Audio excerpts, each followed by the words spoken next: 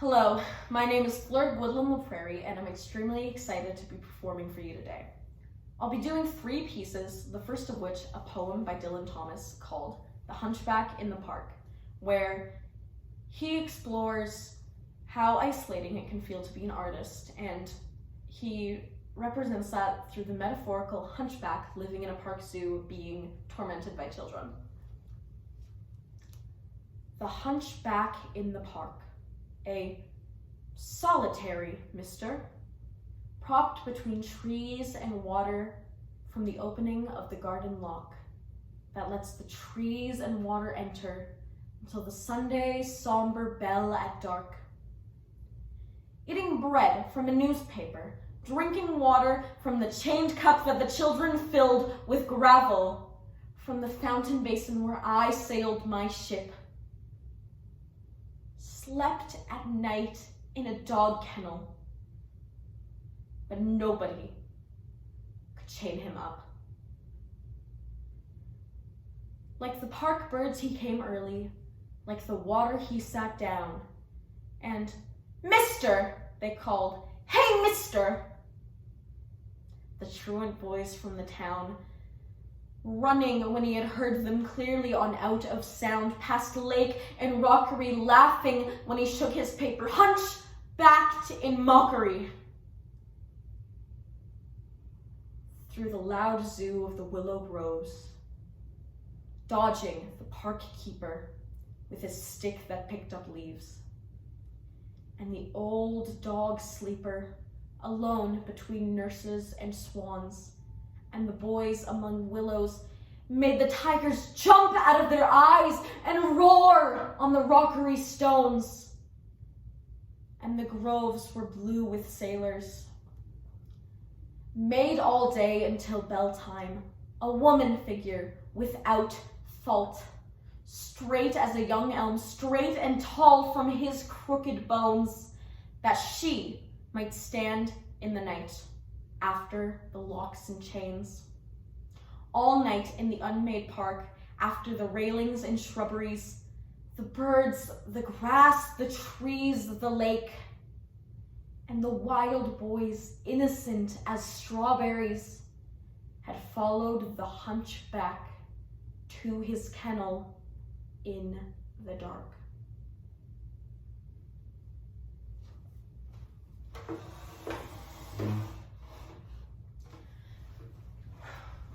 My second piece will be a piece of prose from my favorite book, The Secret Life of Bees by Sue Monk Kidd, where the main character, Lily, talks about how her mother dying affected her life.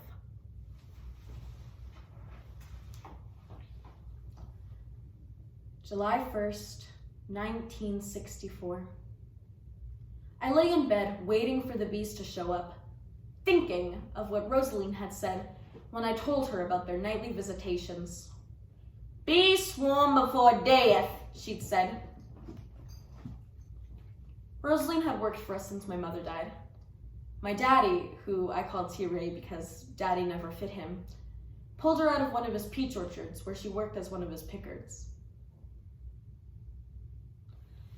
She had a big round face and a body that sloped out from her neck like a pup tent, and she was so black that the night seemed to seep from her skin. She lived in a little house tucked back in the woods not far from us, and she came every day to cook, clean, and be my stand-in mother. She'd never had any children of her own, so for the last 10 years, I'd been her pet guinea pig. Bees swarm before death. She was full of crazy ideas that I ignored, but I lay in bed thinking about this one, wondering if the bees had come with my death in mind. Honestly, I wasn't that disturbed by the idea. Every single one of those bees could have descended on me like a flock of angels and stung me till I died, and it wouldn't have been the worst thing to happen. People who think dying is the worst thing don't know a thing about life. My mother died when I was 4 years old. That was a fact of life. But if I brought it up, people would suddenly get interested in their hangnails and cuticles, or else just in places in the sky, and not seem to hear me. Once in a while, though, some caring soul would say, "Just put it out of your head, Lily. It was an accident. You didn't mean to do it." That night, I thought about dying and being with my mother in paradise. I would greet her saying, "Mother, forgive, please forgive." And she would kiss my skin till it grew chapped and tell me I was not to blame. She would tell me this for the first 10,000 years. For the next 10,000 years, she'd fix my hair. She'd brush it into such a tower of beauty that people all over heaven would drop their harps just to admire it. You can always tell which girls lack mothers by the look of their hair. Mine was constantly going off in 11 different directions. And T-Ray naturally refused to buy me bristle rollers, so all year I'd have to roll it on Welch's grape juice cans, which had nearly turned me into an insomniac. I was always having to choose between decent hair and a good night's sleep. I decided I would take 4 or 5 centuries to tell her about the special misery of living with T-Ray.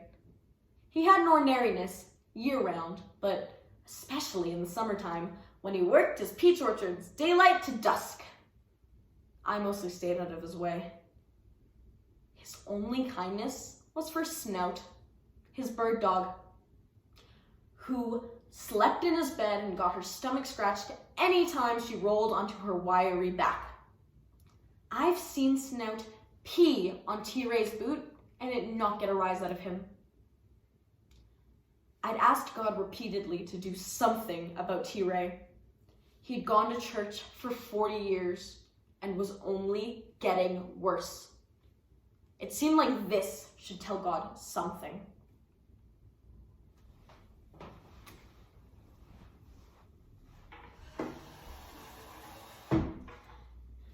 My final piece is a monologue from the play Coastal Disturbances by Tina Howe, where 24-year-old Holly is talking to her boyfriend about how dolphins used to live on land and it was a pretty good time for them. You know what I read in a book? That the island of Atlantis was really inhabited by dolphins. No, it's true. They used to have legs and live on land. I'm serious. If you dissect a dolphin, you'll find these residual flippers tucked up beneath its stomach. They used to be legs, but when Atlantis sank, the dolphins had to go with it and adapt. I'm telling you, it's a fact. Dolphins used to walk around just like people. They wore pinstripe suits and carried briefcases. Come on! Everyone knows dolphins are more like us than any other species. So, the resemblance has slipped a little. I bet they had colonies right here, on this very spot. I can feel it! They were tremendously social, you know. They loved to party. During the mating season, out came the dancing shoes, and there'd be this stampede down the Atlantic coast. The men, or bulls, I guess you'd call them, wearing seaweed tuxedos with mother-of-pearl studs. And the cows draping themselves in garlands of periwinkle and abalone. Don't you love how they call male sea animals bulls? Caught me a great bull walrus today. Whoa, look at that bull manatee go! Oh God, I can just see it. Wall-to-wall dolphins boogieing from Miami clear up to Canada. This pulsing silver tide as far as the eye can see. The surf creeping higher and higher, packing them in. Lovesick couples falling, flippers arching, backs yielding, avalanches of seaweed and sand starting to roll. Boy, do I feel weird. I'm so lightheaded all of a sudden. I mean, headed. Lights in the head? Get it? Headlights! I really do feel strange. Thank you so much.